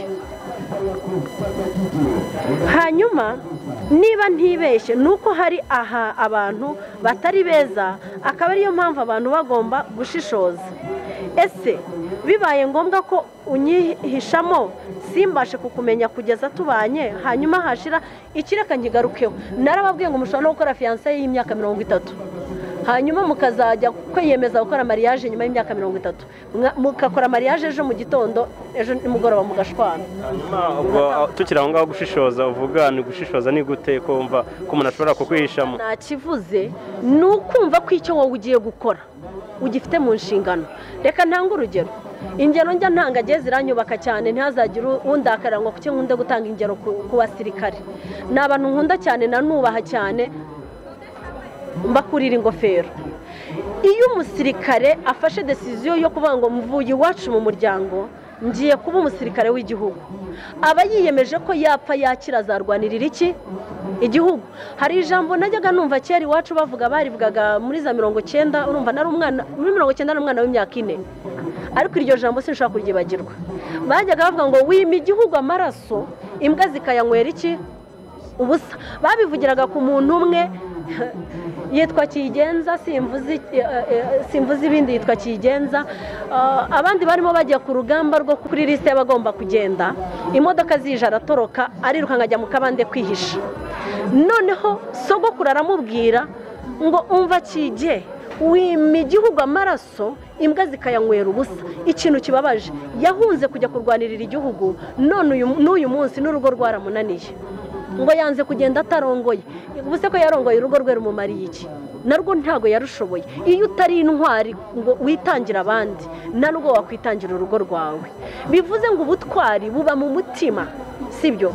Ese ari uwo wanze kujya ku rugamba ngo adapfa, n'uwagiye ku rugamba agapfa, uyu munsi ufitiye igihugu akamaro ninde?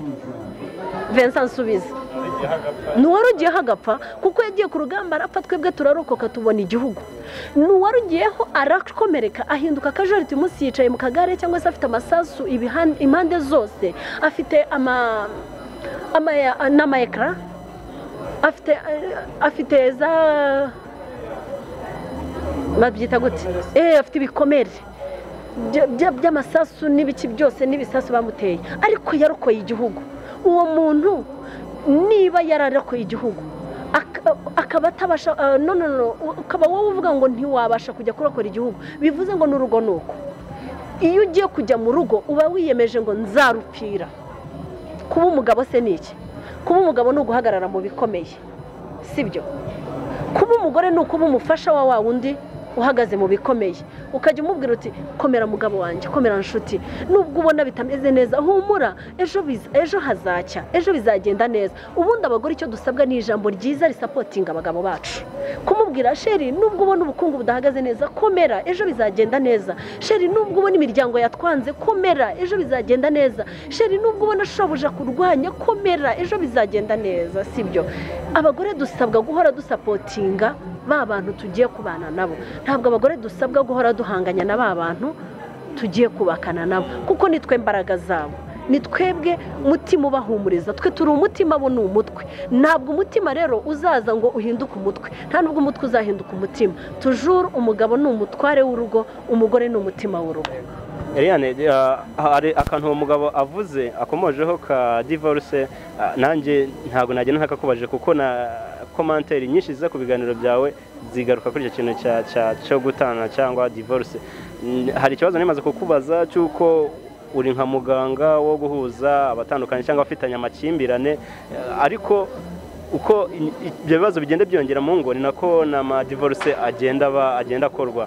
Icyo kintu kandi wowe ukavuga ati divorce wowe ntabwo wakora divorce, bandi bakavuga ati divorce ni byiza kugira abantu bicane. Icyo kintu nabwo kigarukeho gisobanura neza ku buryo abantu babyumva, cyane ko nanjye ndi mu bantu batemera ko divorce ari icyaha, ariko baravuga divorce ni icyaha gute? Icyo kintu kidusobanurira. Divorce ni icyaha ku wamaze kwakira Yesu Kristo umwami n'umukiza w'ubugingo bwe. Divorce ni icyaha ku muntu wese wemera yuko yubaha Imana. Divorce ni icyaha ku muntu wese uvuga ngo yamenye Imana. Abana ku ruhande rw'abemera Bible cyangwa bacengewe na Bible cyane, uvuze Bible jewe na Korowani sinjya nyisiga ku ruhande. Niba koko uwemera Korowani avuga ko ari igitabo cy'Imana, njye sinjya nyisiga ku ruhande. Hanyuma Eliane, hari kese ihirutse kuba uranayizi kandi ashaka ari n'umuturanyi Shanita wishe umugabo we, ejo bundi ari kuburana nari impari, yavuze byinshi by'umugabo we yamukoreraga byinshi cyane, ariko ntiyakora divorce baragumana. Icyo kiza umusaruro cyatanze ari ubonye yishe umugabo we. Gute icyo kintu wowe ntiwagitekereza ko umuntu akomeza kunamba cyangwa akomeza kwihagararaho ntabwo byazana ibyo bibazo kubera ko avuga ngo divorce ni icyaha? Shanita ni umuturanyi wanjye, dutuye mu kagari kamwe ka Kagugu, dutandukanije imidugudu gusa. Ntuye muri Nyakabungo, yari atuye muri Kadoboga ya mbere. Yego, ntabwo Shanita yishe umugabo kubera yuko umugabo we yamukoreraga ibibi. Shanita yishe umugabo kubera wa mururumba w'ibintu. Uranyumva neza? Kubera ko Shanita jewe namumenye ngeze muri Kagugu, kuko twabanaga no mu nzego z'abagore zitandukanye muri leta. Twahuriraga mu rugaga rw'abagore rushamikiye ku muryango wa RPF Inkotanyi, twahuriraga muri SNF inama y'igihugu y'abagore, twahuriraga mu miganda, twahuriraga mu bikorwa byinshi. Shanita turaziranye, sibyo? Shanita turaziranye. umugabo we yakoranaga n'umugabo wanjye, noneho umugabo we aziranye n'umugabo wanjye kuva bose bagitangirira mu gaciriro kakitwa Gacinjiro ka Gisozi. Urumva ko Shanita agiyeho ndamuzi kukurusha, kandi Shanita nicyo cya kibazo cy'abishushanya mu itorero. Ariko hari korasi imwe nkunda yajyaga iririmbwa, ariko uyu munsi sinkiyumva. Abantu bagiye muri viziyo, abarokore nabo basigaye bari muri viziyo. Hari indirimbo ivuga ngo nzakoze isoni zo ndyarya ziyoberanya mu itorero, kuririmba ziraririmba no gusenga zigasenga. Nzakoze isoni zo ndyarya ziyoberanya mu itorero, kuririmba zikaririmba no gusenga zigasenga. Abiyoberanya mu itorero agasenga, ariko inyuma yabyo hakaba hari ikindi, sibyo? Imana izabakoze isoni, ngo urabikora nka kwihorera ukagira ngo muhanye nawe, ngo ariko umunsi umwe nzabishyira ku karubanda aho bose bazaba bagira gute, bazabireba. Ese Shanita avuga ngo umugabo yamucaga inyuma, yigeze amufatana n'umugore umwe akamwerekana byibuze ngo dore ubona bafatanye? Ese ikintu kijya gituma ajya kujya ni igiki? Banza wisuzume ko jewe Eliane nta ruhare mfite mu kwirukana umugabo wanjye mu rugo. Nimbanze nisuzume yuko nta ruhare mfite mu gutuma umugabo wanjye atontoma. Nimbanze nisuzume ngo jewe ngo ibyo ngo yanyijeje amareshya mugeni, ngo ngejeje mu rugo ngo arahinduka. Ese kubera icyo umugabo wanjye yandeshyaga akiri umusore, uyu munsi atari ko akiri mu rugo, ntacyo jewe nahindutseho? Uko yandambagije meze niko nkimeze. Eliane yabonaga umukobwa niwe Eliane afite uyu munsi. Nitubanze icyo tukirebe, sibyo? Tukirebe, tukigeho, niturangiza tumenye niba koko je ntacyo nahindutseho cyatuma umugabo wanjye nawe yarahindutse. Shanita rero ntago yishe umugabo kubera yuko umugabo yamucaga inyuma, ahubwo Shanita yishe umugabo kubera inda nini y'imitungo. Nta soni mfite zo kubivuga, jewe ndabivuga nk'umuntu uturanye nabo ubazi neza. Shanita arafite umururumba w'ibintu ndetse n'umuryango we ukabimwoshyamo. Ntabwo rero ntihazagira abantu bongera kwibeshya ngo yamwishe kubera imitungo, yamwishe kubera no. Kandi ikindi cya kabiri, abari mu rusengero bose ntibakijijwe. Icyo murakize? Ntabwo abari mu rusengero bose bakijijwe. Niyo mpamvu n'Imana ivuga ngo izabakoze isoni abiyoberanya mu itorero no gusenga barasenga no kuririmba bararirimba, ndetse bakanabwiriza. Harimo n'abapasiteri ngo mu itorero iwanyu ngo nta ba divorce barimo, barahari. ngo pasiteri wanyu ntasezeranya aba divorce, ibyo biramureba. Ni pasiteri nyine se Eliane. Ese kuki ushaka ko Eliane agenda nk'uko pasiteri wanjye agenda? Pasiteri se hari password y'ijuru afite? Pasiteri se hari visa azama yo kujya mu ijuru? Nanjye se mere nk'abandi ngo ukora ibyo, ngo mukora ibyo mvuga ntimukora ibyo nkora. Oya, jewe ibyo mbwiriza ni nabyo nkora. Niba mbwiriza kubaha abagabo nanjye nubaha uwanjye, niba mbwiriza kubaka urugo rwiza nanjye ngomba kubaka urwanjye neza, niba mbwiriza urukundo nanjye ngomba kugira urukundo, sibyo? Yes. Hanyuma Eliane, tukiri kuri icyo cya divorce, kuko sindanyurwa, wemera ko hari igihe amakimbirane mu rugo afata intera ndende ku buryo ubibona wese abona ari ibintu bikomeye? Erega ntabwo iyi si turimo ari paradizo. Ikindi nta naheza hisi, n'amahoro yuzuye twabona muri iyi si, kwa Yesu niho gusa hasendereye amahoro, umutima uzatuza n'umucyo uzaba mwinshi niba dukurikiye inzira y'amasengesho. Nitureke guha umwanya iby'isi cyane, duhe umwanya iby'Imana. Aho kugira ngo nite ku ikosa umugabo wanjye yankoreye, ahubwo nimusengera Imana imufashe ntazongere kugira gute kurikora. Mu gitondo navuganye na famiye imwe iri hanze, bari mu gihugu cy'u Burundi. Umugabo yariho arandegera, umugore wanjye agira umwanda, ndataha ngasanga imyenda yuzuye muri saro, nagera muri chambre ngasanga bimeze gutya birajagaraye, nagira ngo ndamubajije akambwira ngo nimbikore nanjye. Koko Vincent, icyo kintu kirakwiriye? Noneho umugore nawe agahita amuvugiramo, none wowe ubikoze wabiki? Mbega we kirazira ko wabikora?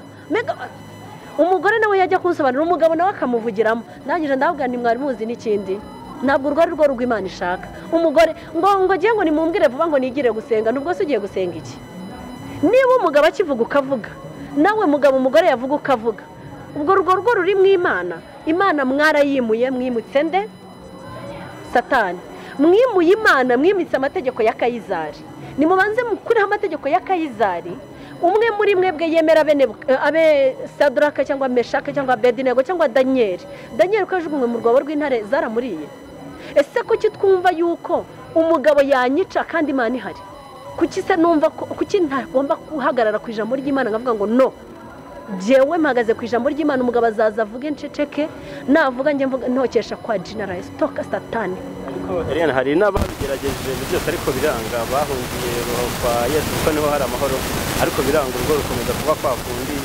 aho umwe adatinya no kubwira undi ngo nzakwica aho ngaho niho abantu benshi batengera bavuga ati aho kugira nyice twakora divorce aho kugira nyice twatandukana ariko wowe kavuga ati wahanamba wahaguma wegeze no kubivuga hatayo gukora divorce nge napfa zo mpungengera abantu bakifite na n'uyu munsi kuko impfu ziri kuba muri iyi minsi abenshi barakuvuga ngo nuko umuntu ari gukomeza gukora icyo rero nicyo kibazo gihari ndetse nanabifatanye n'iki hari commentaire neze kubona umugabo umwe nasinzira mari umugabo yaravuze ati nuko Eliane buriya umugabo we aritonda n'ibyo yabigarutseho nguwo kandi hari n'uwabaje ati se Eliane ufashe umugabo wawe n'urugero ari gusambanira mu rugo rwawe wakomeza nta wabyihanganira ibintu nk'ibyo bikomeye bagiye babigarukaho bagatanga ingero zikomeye kugira zerekana ko koko divorce ari ikintu gishobora kuba kandi ari n'umwanzuro mwiza reka ngisubize mpereye ku murongo ngo aho kudivorce napfa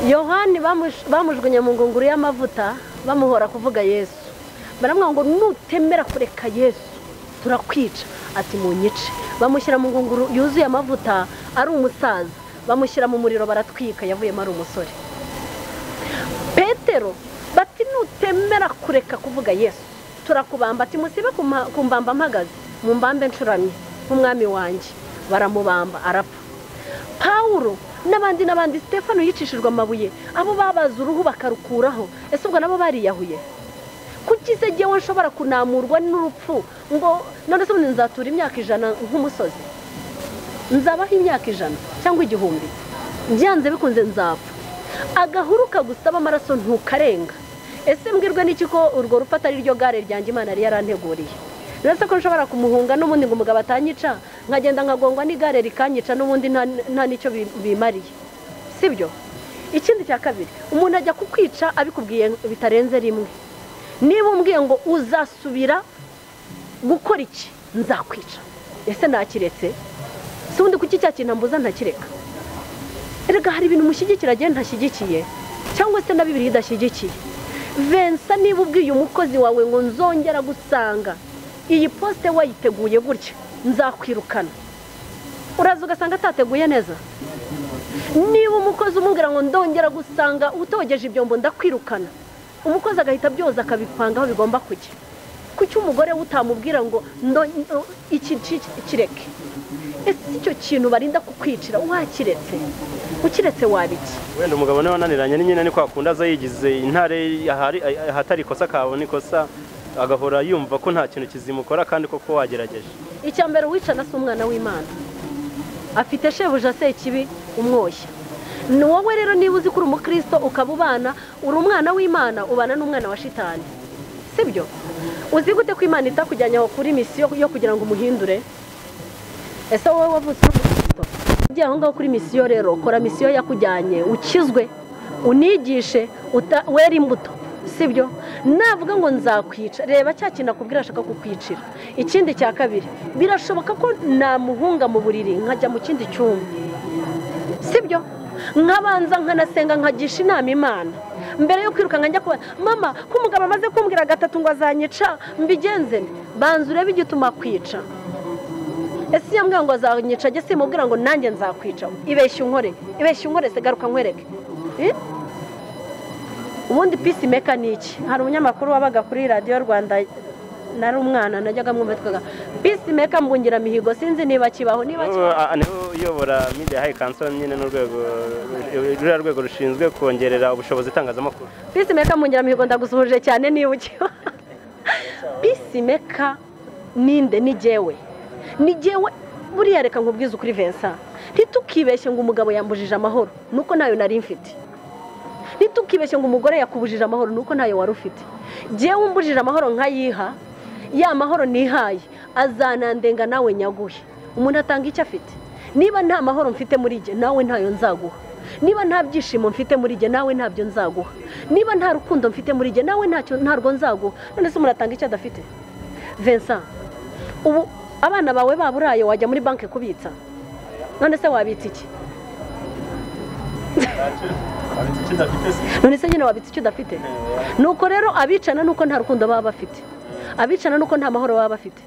Amahoro nyafite muri je nta wayambuza. Jewe mfite amahoro nago Krema yayambuza, na Krema afite amahoro sinayamubuza. Kunci inyuma kwa Krema ntacyo byantwara. Harya Imana yarindiye Daniel mu rwobo rw'intare, Imana ikazitera kwiyiriza zigafata amasengesho ari intare ntizimurye, zananirwa jewe kundinda sida umugabo wanjye yakura mu bagore hanze? Zabinanirwa?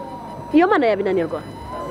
Iya nindiye Meshake Shedraka na Abedinego mu itanura ry'umuriro, yabura yananirwa kundinda ngo nticwa n'umugabo?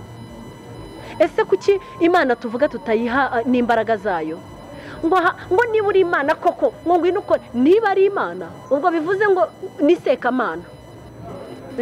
Nisekamana? Jewe Imana yanjye ifite imbaraga, ishobora kundinda, kandi nubwo itandinda nzarinda mpfa ntapfukamiye igishushanyo Nebukadinezari yateretse mu kibaya. Eliane, tugana ku musozo, ni nk'ihe komanteri cyangwa akantu gato wavuga ku bakozi b'Imana, abapasiteri, abishop, abapotre basezeranya abantu bakoze divorce cyangwa bashyigikira divorce, nk'umuntu numva utayishyigikira cyangwa uyirwanya cyane? Buriya rero aho hantu nagira komanteri mpashyira ari jye wabahamagaye, sibyo? Icyambere sinzi uwo bishop yarahamagawe nande, sinzi uwo apotre yarahamagawe nande. Hari uwambaje ngo none se ngo uri intwari kurusha apotre Mukabadege Liliane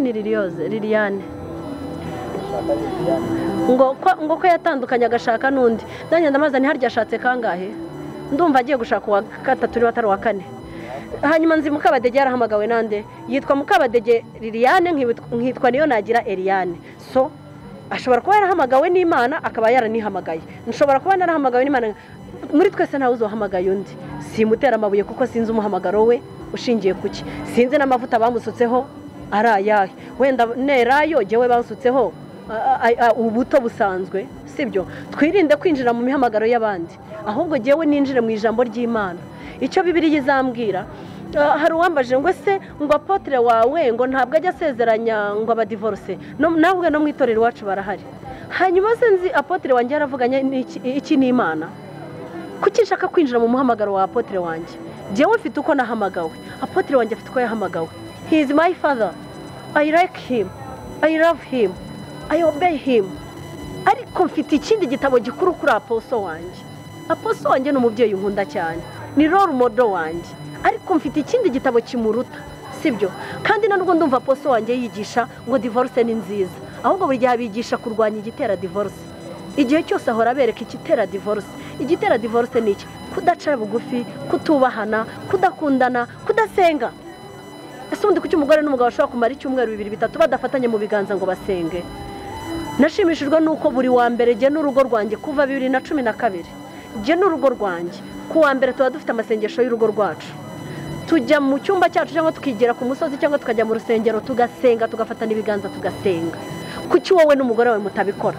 Naje gusanga n'urugo rwa apostle wanjye ariko ruteye ngo nabo ku wa mbere n'umunsi w'amasengesho y'urugo rwabo sinari imbizi, nabikoze ntaranajya muri Zion Temple, sibyo? Rero ntago jewe nshobora gucira urubanza apostle cyangwa pastor cyangwa bishop cyangwa revera usezeranya abo ba divorce. It doesn't matter kuri jewe. Sinshobora no gutera ibuye uwa divorce akajya gusezerana n'undi, niba akijijwe koko azasenge Mwuka Wera azamubwira icyo gukora, ariko imbere y'Imana ku mukristo ni icyaha, ku mupagani cyangwa se ku utaramenya Kristo. urakoze cyane evangeliste, umushakashatsi cyangwa umuntu ukora cyane. Ndakwemera ariko nkunda ukuntu ukora mama nemera bajya bavuga ariko burya ngo umuntu abintwara ari uko yapfuye ngira ngo ariko ubutwari. ejo umuntu yarambajije ngo ninde nkuraho impano, ngo ninde role model wanjye ku isi. njye mfite aba role model ariko sinzi niba n'abandi ku isi aribo bemera. njyewe ngiye kuvuga abo nemera ku giti cyanjye. role model wanjye wa mbere ni His Excellence Perezida Paul Kagame. ni wa mugabo mu buzima urebye ingano ye n'ibiro bye n'ibyo akora. Mukuri njyewe njya nicara nkabwira Imana ngo Mana nujya gutanga ijuru uzambarira impere perezida wanjye. Ndamukunda cyane kubera ko ukuntu akora birandenga. Ikindi cya kabiri ni umugabo udakangwa n'amabuye bamutera. Urebye amabuye bamutera, urebye imyambi bamurasa. Hari igihe njya kuri social media nasoma abakomenti bantutse ngahita nirukankira kureba yo nawe bamututse, ngahita mvuga kazima n'umubyeyi wanjye bamutuka. Ntacyo bintwaye, ikizima nuko nkora iby'Imana ishaka. Undi role model wanjye wa kabiri na apostle wanjye, Apostle Dr. Paul Muhirwa Gitwaza. I love you. Aho uri hose ubimenye ko ndagukunda. Hari igihe bijya bindenga cyane, numva byandenze nkamwandikira nkamubwira daddy, ngaruke ku kantu k'abantu bajya bambwira ngo kuki umwita daddy, kuki umwita father, ngo Bibiliya ngo ntukagire umuntu n'umwe wita so ngo ku isi. None se kubera iki? Ni papa wanjye. Biterwa n'impamvu umwita papa. Nkamubwira ibyankomereye akambwira ati mafi yakomera ndagusengera kandi bimeze gutya na gutya na gutya, komera. Sibyo? Uwo nawe ni role model wanjye. Undi muntu wanteye imbaraga kantera no gutinyuka kandi abantu benshi badakunda bananga cyane, Narine Gahongayire. I like her, I love her, I'm proud to be her friend. Ndi inshuti ye, ndamukunda, ndanamwubaha cyane. Ubwo ugiye kumbaza ngo kubera icyo umukunda kandi yaradivorishije? ntabwo ushyigikira divorce ariko uramukunda cyane kandi yaradivorishije. Numva uri mu bantu banga urunuka divorce kandi batazigera banayishyigikira. Uzi ko n'Imana yanga icyaha urunuka, ariko icyo wari ukizi? Ariko twe dutandukanye n'Imana buriya, ntabwo twajya kwigereranya n'Imana buriya. Turabana b'Imana, turabaragwa, turi bene gitarewe, turanezerewe. So umwana w'umuntu jewe na Rurangirwa ndere yadutandukanijwe n'iki? Ni data, ni umubanda nkaba umubandakazi, ni umunyarwanda nkaba umunyarwandakazi. Bivuze ngo ni data. So niba ndi umwana w'Imana nanjye ndi Imana, sibyo? Icyo ntagomba gukora sinzasengwa, nta nubwo nzishyira mu cyimbo cy'Imana, ariko ndi umwana w'Imana. Iminani yose Imana ifite ni yanjye. Ndi umuragwa, ntabwo ndi umugaragu, nta nubwo ndi umucanshuro mu by'ijuru. Ndi umwana w'Imana. So Aline Gahongayire mukundira iki? She is a strong woman. Ni umugore ukomeye cyane. Ni umugore utajya ucibwa intege na byacitse. Ni umugore ukora icyo agomba gukora atitaye ku magambo y'abana b'abantu. Abana b'abantu ntabwo uzigera ubabuza kuvuga, ntabwo uzigera ubabuza kukureba. Igituma nambara ngaca mu muhanda nsa neza no kugira ngo nibandeba bambone nsa neza. Igituma nirinda kugira uwo mpemukira no kugira ngo nundeba atazambonamo bihemo. So Aline Gahongayire niko ateye. Kuba yaradivorishije ni nkuko yanabyaye agapfusha. Nibibaho, ushobora kubyara kandi ugapfusha, ariko kuba wadivorishije ntibivuze ko nkwanga. Ndabakunda, mfite n'inshuti nyinshi z'abadivorce. Ahubwo icyo nkora ni iki? Nuko muracya gikomere kiri muri we, nuko umuganiriza, nuko umubera inshuti, ni no kumwereka icyatumye biriya bibaho n'icyo ugomba gutuma abyirinda ejo ntazongere kubigwamo. Sibyo? Bibaho cyane. Rero mfite abantu bitwa ba role model muri iki gihugu batatu nkunda cyane, ngenderaho, niyo byakomeye numva nagisha inama. nubwo ntaragirirwa amahirwe yo kuba nayigisha his excellence ariko nzi neza yuko inama atanga on social media ndazakira kandi ziramfasha ariko aposo we inama arazimpa no mu magambo. Aline Gahongayire nawe nuko ni abantu rero nkunda cyane, nta n'undi muntu njya mbona ku isi ubarusha ubutwari.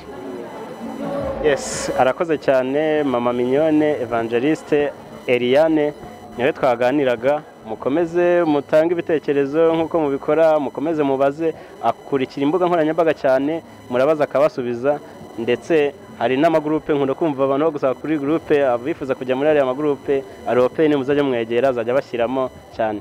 Twaganiraga na mama mignone, ngiye nkunda kukwita muganga w'imitima.